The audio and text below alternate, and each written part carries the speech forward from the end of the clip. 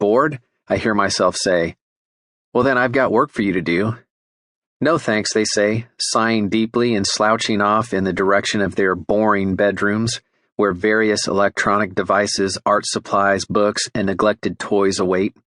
It's somewhat difficult to imagine that there's nothing for my girls to do. Before we started research for this book, I got easily annoyed with my daughter's boredom. I'm not your clown, I might say. Figure something out. I'm still not their clown, but my perspective on adolescent world weariness has changed with my growing understanding of the teenage brain. On one level, simply remembering my own adolescence helps me enter into my daughter's world, but it's more than commiseration that's changed me. Jerusha and I have discovered some important facts about the under-construction teenage brain that helps us, and we hope can help you figure out what's behind the "I'm bored" complaints. Bio 101. Study after study confirms that adolescents respond to pleasure and reward, indeed even the anticipation of gratification, with greater sensitivity than either adults or children. Neuroscientists attribute this to significant developmental changes occurring during adolescence in the brain's reward system.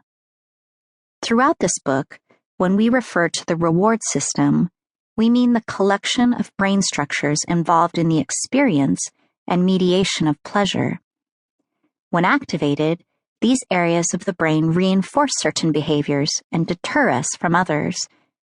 For your son or daughter, everything from eating sweets to listening to ear-piercingly loud music to giving and receiving physical affection or playing video games can stimulate the brain's reward circuits, which includes the dopamine-rich neurons of the ventral tegmental area, the nucleus accumbens, and part of the prefrontal cortex. In order to better understand our teens, let's look briefly at each component of the reward system. We previously discussed the importance of the prefrontal cortex, so you may recall its role in judgment, planning, forethought, and executive functioning. Remember, this portion of the brain is under construction for the entirety of adolescence. Also undergoing specialized and substantial alteration during adolescence are the nucleus accumbens, NAC, and the ventral tegmental area, VTA.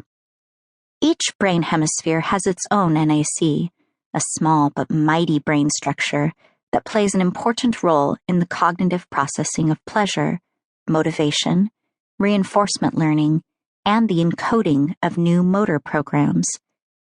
The NAC does this primarily by releasing dopamine, a neurotransmitter closely associated with pleasure. The NAC's dopaminergic input originates mainly in the VTA, an area of the brain that also processes emotion and sends information to the prefrontal cortex for evaluation. Think of it this way. The brain keeps score with dopamine.